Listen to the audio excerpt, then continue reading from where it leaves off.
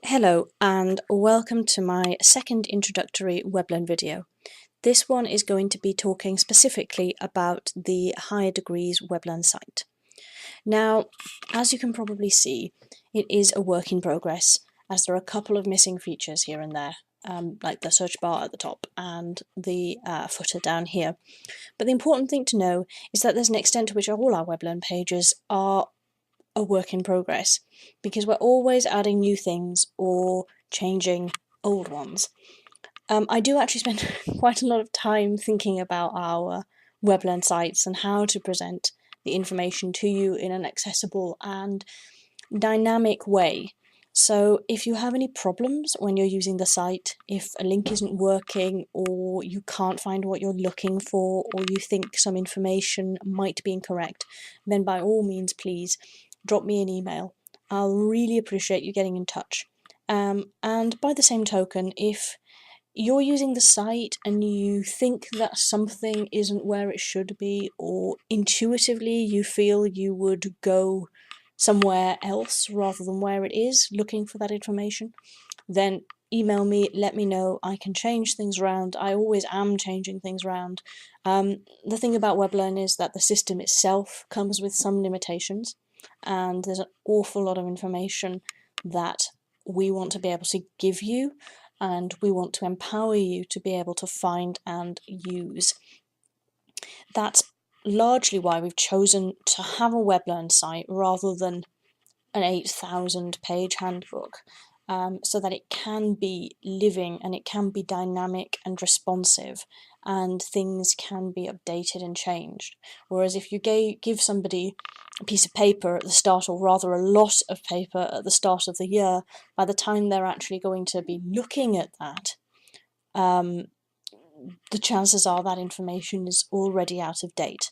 But this way you can always come straight to Weblearn, find what you're looking for.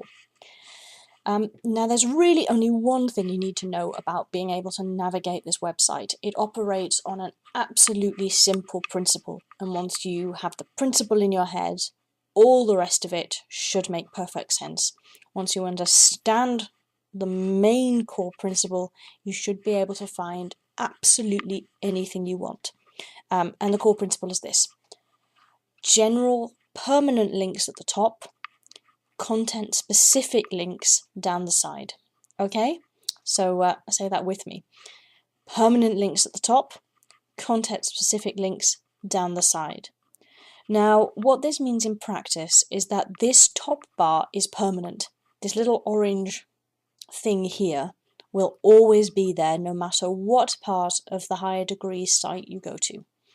It'll always say home, info, MSc, DPhil, fieldwork, Curec, notices, and it'll always start with home, and whenever you click home it will bring you straight back to this very first page here. Now when you click any of these general links, it'll take you to a page full of relevant information to that broad area. So for example, if you're an MSc student and you're looking for information about submitting your dissertation, the first thing you'd think was, well, that's going to be under MSc. You click on MSc, and indeed here it is right here, submitting dissertations. Okay, so there you've got that general broad link at the top, and down the side the content specific links for MSc students. If you click on submitting dissertations, there you go, you get that whole page about submitting your dissertation. And if you want to go back to home, home will take you there. And I know that requires one extra thinking step, because you can't just go, oh, I want information about submitting my dissertation, it's there. You have to think, well, what's the general link before you find the specific link? But I'm afraid that's just a limitation of Weblearn, in that I tried to do drop down and dynamic links, but they didn't work with mobile devices and it was unwieldy. So this is how it works: general, specific. And if you ever get lost, you can come straight back to the home page and it tells you right here what is under the general links. So under info you can find term dates, IT provision, all this stuff. Fieldwork covers fieldwork, QREC, research ethics and DBS checks, and so on and so forth. So again, let's say you're a DPhil student and you want information about submitting your transfer of status. First thing to think is, well, okay, I'm a DPhil student, it's going to be up here. Click on DPhil, and here it is down the side, transfer of status. Ta-da!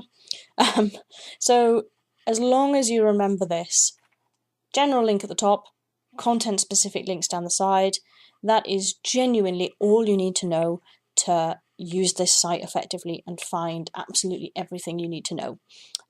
If you like, you can stop watching this now. You can go and have a cup of tea, make yourself some noodles. Thanks for watching. If you want to stay with me another 10 minutes, I'm going to talk you through each of the top menu headings so you can see exactly what's where. And remember, if you're lost anywhere on the site and you don't know where you are, all you need to do is click on Home and it'll bring you right back to this jumping off sort of home page. So here we are on the home page. And there's the guide information for what's where. In the side menu here, you can see that I've put useful links to other places in WebLearn. So there's the MSc Education site, there's the MSc ALSLA site, the PRS site, and the Summative Assignment site. And there they all are, directly linked.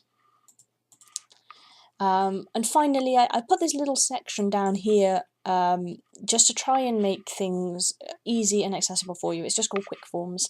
So if you need a form, I tried to put here forms that were general to the sort of things that most students would need. So there's a bursary form and there's a fieldwork form. If there are any forms that you'd like to see here, then drop me an email and I'll put them there. It's that simple. So let's start at the top of this bar. Under info, you can find, as you might expect, information.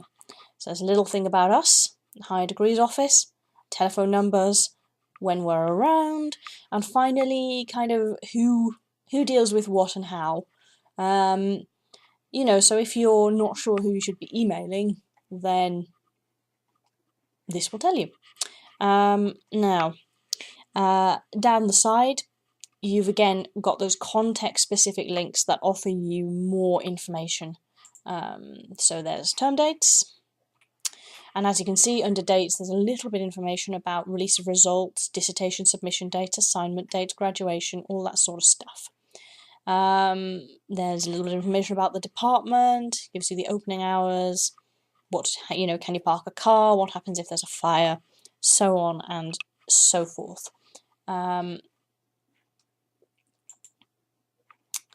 And again, you can always use this top bar to just move you around and get you places.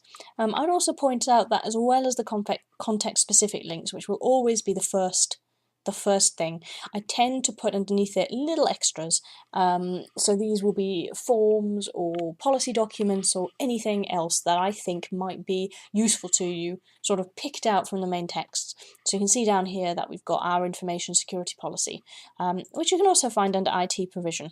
But if you haven't had a look at that, I really recommend that you do, because it's all about keeping your information safe within university guidance. I know, really thrilling, but important. So let me go back to home. And we'll have a quick look at this MSc site. Again, this is where all the information for MSc students is grouped. So you can see that there's planning your year, progressing to DPhil, general FAQs. Examinations, again, covers lots of intricate information about examination processes. So stuff about word limit, what happens if you're late, marking criteria, Vivas, results, resits, all that kind of thing. And finally, again, because that's sort of an examination thing, if you want to download a copy of the marking criteria, you can do that here. There's the usual quick link section, which will take you off to the extra sites, and again, there's the context-specific links here, all with extra information for MSc students. DPhil, very similar.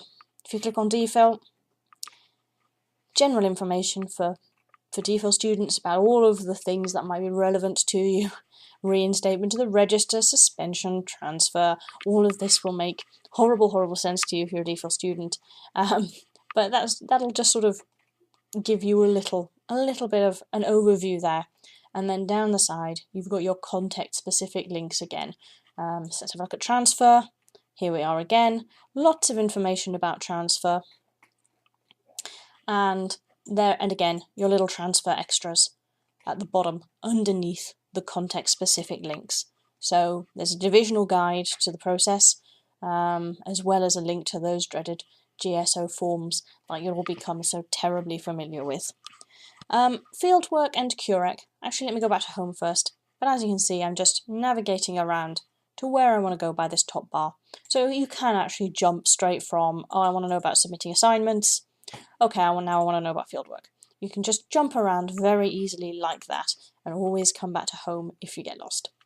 Now, I will say fieldwork and QREC are a lot more straightforward than those because there's less information there.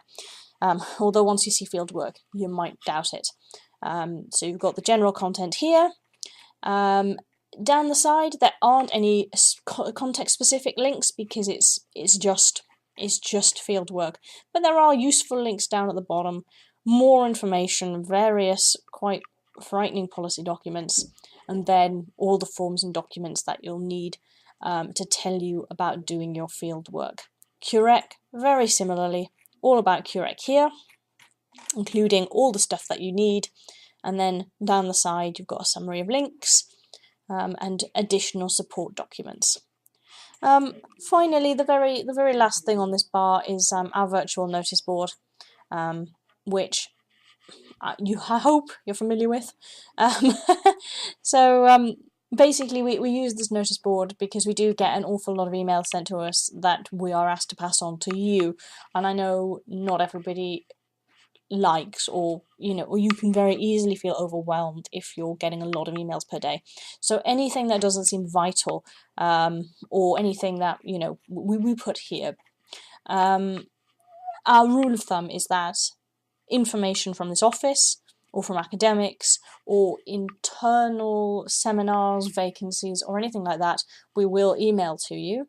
We'll also email general job opportunities because we think they're good, but otherwise it goes on the virtual notice board, and you can just scroll around and look at the stuff, and you can even download things. Like I put a copy of the department information security policy, which you'll remember, I hope, from info. Here it is again, but I stuck it up on here, and as you can see, you can download it here if that's an easier way to access that information. And that's it, folks.